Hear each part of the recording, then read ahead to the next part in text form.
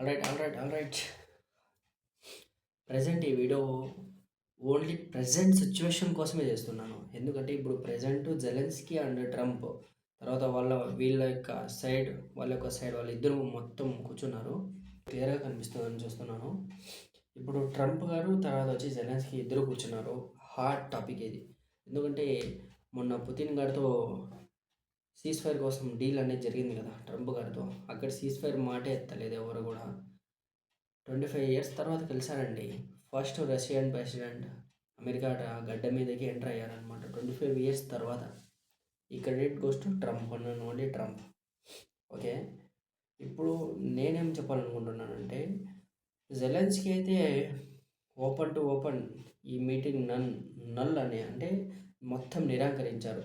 నేను లేని ఆ హాట్ సీట్ మీద నా దేశం ఇంచు భూమి కూడా నేను ఇవ్వనని జెలెన్స్కీ అయితే ఒపీనియన్. పుతిన్ ఏం చెప్తున్నారు, ఆ గడ్డ మొత్తం సగం ఈస్ట్ మొత్తం లాగే వరకు మేము ఆదుకునేదే లేదు, మేము ఆగేదే లేదు అంతే. అంటే ఇలా ఉన్నారు ప్రజెంట్ అయితే. ఇప్పుడు ట్రంప్ గారు అయితే ఇంకా నోబెల్ పీస్ ప్రైజ్ కావాలంటే ఇంకా ఈ సీస్ఫైర్ చేస్తానమాట.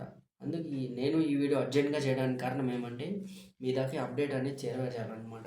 అందుకని ఈ వీడియో చేస్తున్నాను. ఆ తర్వాత నెక్స్ట్ టాపిక్ ఏమంటే ఇక్కడ జెలెన్స్కీతో ఏం హార్డ్ డీల్ అవుతుంది, దీన్ని ఏమేమి వస్తుంది, ఇంకా ట్వీట్ అయితే ఇంకా రాలేదు, జస్ట్ లైవ్ జరుగుతుంది. లైవ్ జరుగుతుండగానే ఈ వీడియో నేను మీకోసం పోస్ట్ చేశాను. ఏమవుతుందో నెక్స్ట్ అప్డేట్ మీకు ఖచ్చితంగా ఇస్తాను నేను. ఇంకా నెక్స్ట్ పుతిన్ గారితో నెక్స్ట్ ఇంకో మీటింగ్ ఉందన్నమాట, ఫేజ్ 2 మీటింగ్. అందులో ఏం జరుగుతుందో, ఇక్కడ ఏమైతే జరుగుతుందో జెలెన్స్కీతో, దీన్ని బేస్ బట్టి పుతిన్తో మీటింగ్ అనేది నెక్స్ట్ జరగడం అనేది జరుగుతుందన్నమాట. ఓకే, మీ యొక్క ఒపీనియన్ ఏమి? ఒకవేళ సీజ్ ఫైర్ అవుతుందా లేకంటే అవ్వదా? యుక్రెయిన్ ఖచ్చితంగా హాఫ్ ఈస్ట్ పార్ట్ ఖచ్చితంగా పుతిన్ తీసుకునే ఊరుతారా అంటే చూద్దాం ఏమవుతుందో. Hope best. మీ యొక్క ఒపీనియన్ అనేది కమెంట్స్లో ఖచ్చితంగా తెలియజేయండి. ఒకవేళ ట్రంప్ దాతే ఖచ్చితంగా ట్వీట్ వదులుతాడు.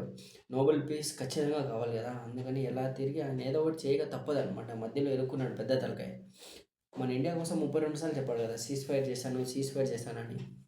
అఫీషియల్గా అయితే మన గవర్నమెంట్ అయితే ఒప్పుకోవడమే లేదు అసలుకి సీజ్ ఫైర్ మన ట్రంప్ తాతయ్య చేయించాడు అని. చూద్దాం, లెట్స్ హోప్ బెస్ట్. ఆ హాట్ టాపిక్స్ కూడా నెక్స్ట్ ఫర్దర్ వీడియోస్లో మాట్లాడదాం. కాకపోతే ఈ వీడియో ఇప్పుడే పోస్ట్ చేస్తాను. నెక్స్ట్ మార్నింగ్ ఏం అప్డేట్ వస్తుందో అది రేపు మార్నింగ్ అప్లోడ్ చేస్తాను. ఓకే.